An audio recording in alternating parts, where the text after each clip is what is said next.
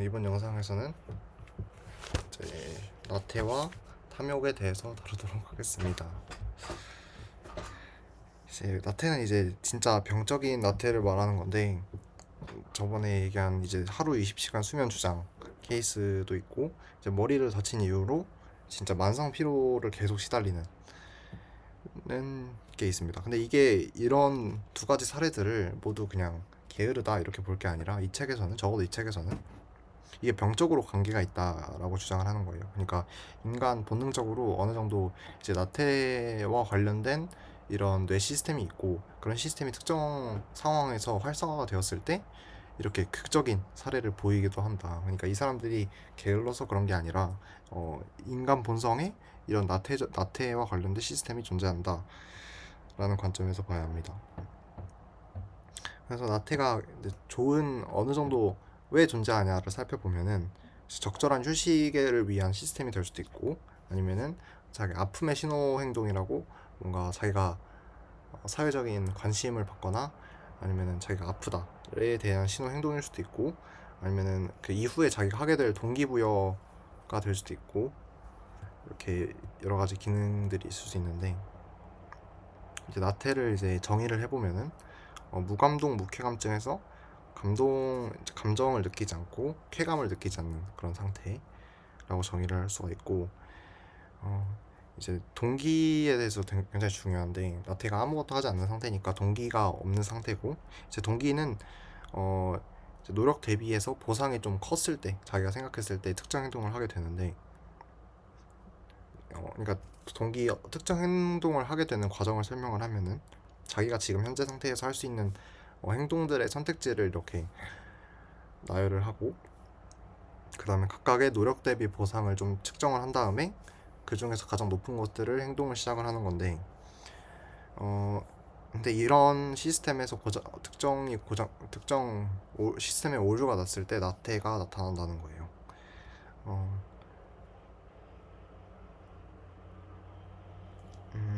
전두엽이 손상이 되면은 전두 측두엽에서 치매가 걸릴 수 있고, 그 다음에 거기에서 무감동이 90% 이상 이렇게 높아질 수 있다 얘기를 하고, 그 다음에 기저핵이 손상되었을 때는 이제 자발적으로 막 동기를 얻어가지고 행동을 하는 게 불가능한 상태가 되는 케이스도 있다, 이런 예시를 듭니다.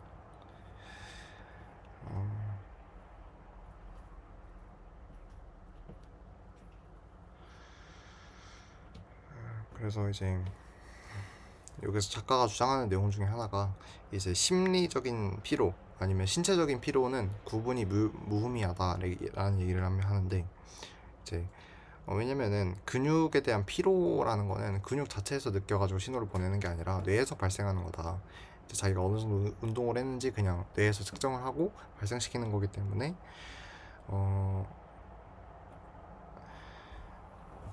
여기에서 심리적인 피로랑 신체적인 피로를 구분하는 것은 큰 의미가 없다, 이렇게 주장을 합니다.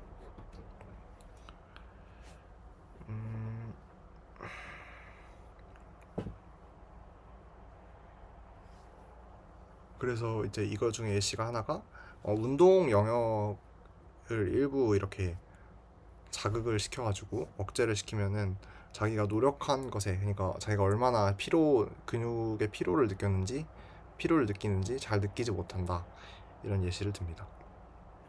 나태에 이어서 두 번째는 탐욕인데, 탐욕 같은 경우는 이제 굉장히 특이하게 의학적으로 뭔가 설명되지 않는 죄예요. 그리고 또 양면성적인 게 있는 게, 그 사회적으로는 탐욕을 이렇게도 얘기를 할 수 있는 거죠. 그냥 굉장히 야망이 높고, 그리고 좀 사회적으로 뭐 성공한 사람들이 돈을 위해서 막 노력하는 것, 열심히 일하는 것을 탐욕이라고 하지 않듯이, 어느 정도 사회적으로 미화되는 면도 있다. 반대로 약간 성경이나 종교에서는 모든 악의 뿌리다, 탐욕이, 돈을 쫓는 행위가 모든 악의 뿌리라면서 비판하는 사람들도 있고, 이러한 양면성이 있다. 이제 페이퍼스 이런 회사의 예시를 드는데, 이게 어떤 예시냐면은 그 전 세계의 그런 고위급 잔부들의 비리나 이런 탈세들에 대한 정보가 있던 파일들이 있었는데 그게 유출이 되면서 기자들에게 다 퍼지고 이제 처벌을 받았어요. 근데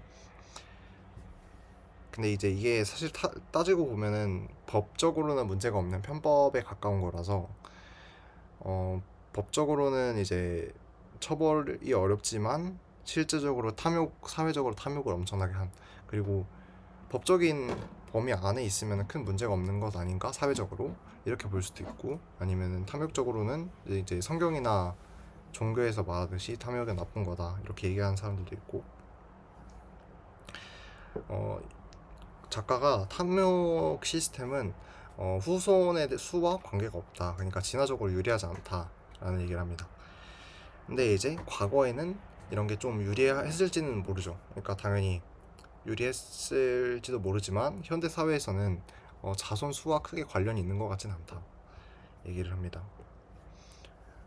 근데 과거에는 진화적 압력이 있을 수도 있어요. 그러니까 살기 굉장히 어려운 환경에서 탐욕을 부리면서, 그러니까 남에게 피해를 끼치면서까지, 아니면 남의 부를 빼앗아오는 방식으로 자기의 부를 축적하고 자기가 살기 유리한 환경을 만들 수 있으면은 그게 생존에 좀 더 유리한 전략일 수 있는데, 현재에는 그렇지 않다. 음,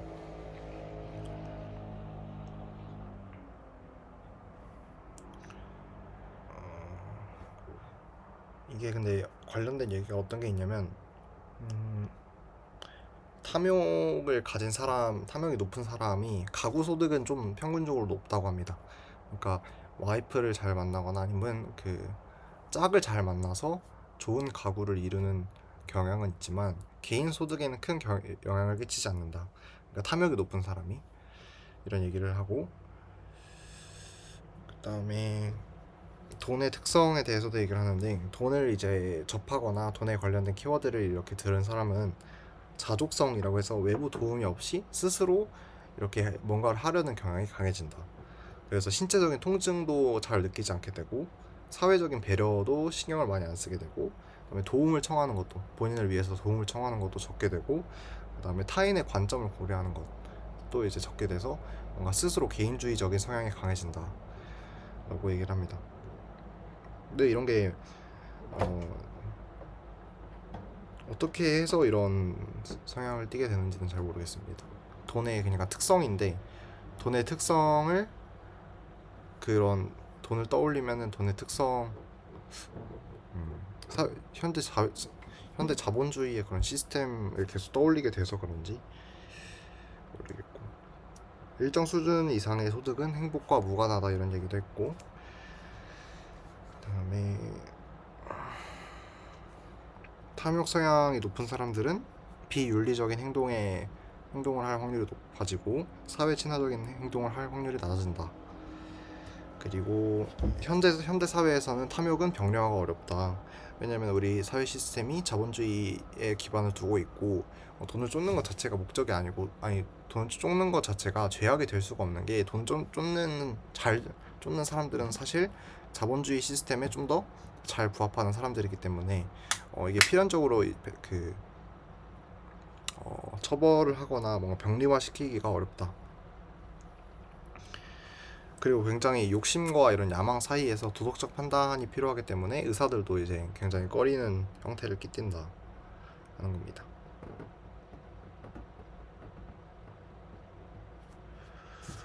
그리고 탐욕이 높은 사람들은 이제 부정과 긍정에 대한 신호가 좀 둔화되어가지고 실수에서 배우는 이런 피드백을 잘 못한다는 특징이 있다고 합니다.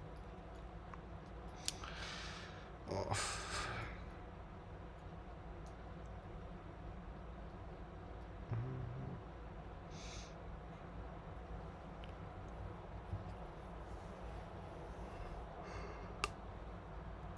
음,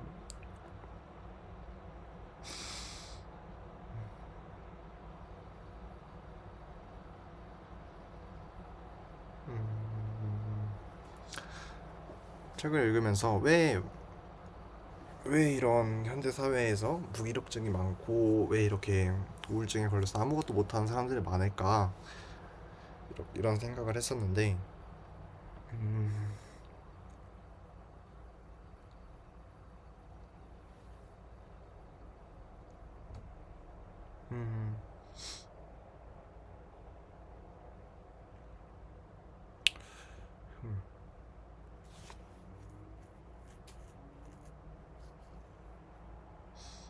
아니면 어느 정도 기준치가 올라가서 그럴 수도 있다고 생각합니다. 이게 나태랑 탐욕이 어느 정도 인간의 특성이라고 생각을 한다면 현대 사회에서는 너무 이렇게 쉴 수 없다, 뭔가 계속해서 뭔가를 해야 한다는 생각, 아니면은 모두가 이렇게 목표를 위해서 노력하고 있다는 생각, 이런 기준치가 높아서 어, 본인이 그냥 본능적인 행동을 하고 있음에도 불구하고 본인이 나태하다고, 아니면은 이렇게 우울증이나 무기력증이라고 그냥 스스로 생각하게 되는 영향도 있을 수 있고.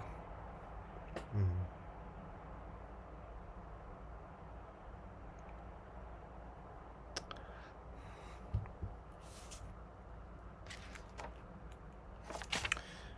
고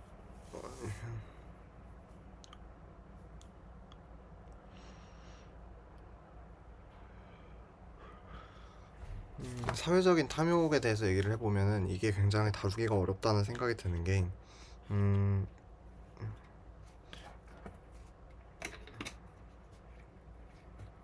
이제 성경이나 종교에서 이렇게 비판을 하는 거는 사실 그냥 종교적인 이유 때문이 아니라 사람들이 살기에 굉장히 정이 많아야 하고 주변 사람들의 신경을 써야 하고 사회적인 관계가 중요한 게 인간인데, 이런 탐욕 시스템이 그런 거와 맞지 않기 때문에 처벌을 하는 거예요. 근데 지금 현대 사회에서는, 지금 자본주의 사회에서는 이런 탐욕 시스템이 잘 맞을 수밖에 없고, 그렇기 때문에 어느 정도 이런 그 문제점이 생기는 것 같습니다.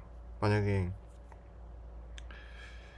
음, 지금 현대는 자본주의 사회이기 때문에 돈을 쫓지 말아라 이렇게 말할 수가 당연히 없는 상황이고, 근데 그렇다고 돈을 쫓아라라고 너무 권고를 하게 되면은 너무 탐욕이 많은 세상에서는 오히려 더 사회 시스템이 붕괴될 수 있고, 그 적절한 선을 타는 게 굉장히 중요하다고 생각합니다. 그러니까 어쩔 수 없이 돈은 중요하다, 돈을 쫓아라, 탐욕이 중요하다라고 얘기를 하면서도 일부 이런 인간적인 면모를 강조하게끔 할 수밖에 없다고 생각합니다.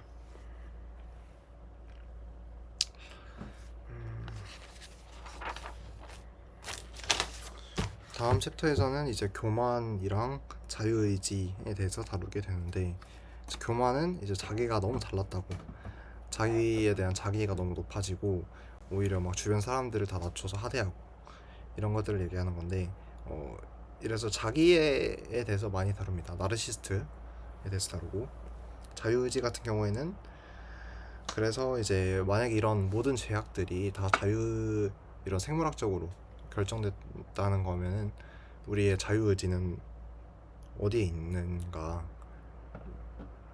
그런 거죠. 예전에 그 감옥의 네 가지 요소를 들은 적이 있어요. 감옥이 꼭 처벌을 하기 위해서만 있는 게 아니라 사회적인 격리로서의 이런 역할도 있을 수 있고, 아니면 교화의 역할도 있을 수 있고, 어, 그러니까 여러 가지, 그러니까 감옥이 꼭 나쁜 사람들을 가두기 위해서, 처벌시키기 위해서만 존재하는 게 아니라 어느 정도 교화의 관점에서 볼 필요가 있다. 사회적인 측면에서는. 전체적으로 이제 지금까지 다뤄왔던 책들과의 관계를 좀 살펴보면 계속해서 본성을 좀 강조하는 면이 있는 것 같아요. 계속해서 인간 자체가, 인간의 자유의지가 없고 인간이 태어나면서부터 결정되는 이런 빈서판이 아니고, 태어나면서부터 결정되는 본성의 영향이 크고, 그 다음에 크다, 이런 얘기를 하는 것 같고, 그렇기 때문에 우리는 이제 우리가 만약에 모든 자유의지를 갖고 행동한다고 생각하면은 모든 어, 책임, 뭔가 자기가, 그래서 성욕이 높아, 근데 사회적으로 이렇게 성욕을 안 좋게 보니까 자책을 하게 되고, 근데 그런 것들에 대해서 너무 자책하지 말라, 우리가 이런 것들은 자연스러운 본인에 대한 본성을 잘 이해할수록 더 관리가 쉽기 때문에 그런 측면에서 계속해서 얘기를 하는 것 같습니다. 그래서 다음 영상에서 교만과 자유의지에 대해서 다루도록 하겠습니다. 이상입니다.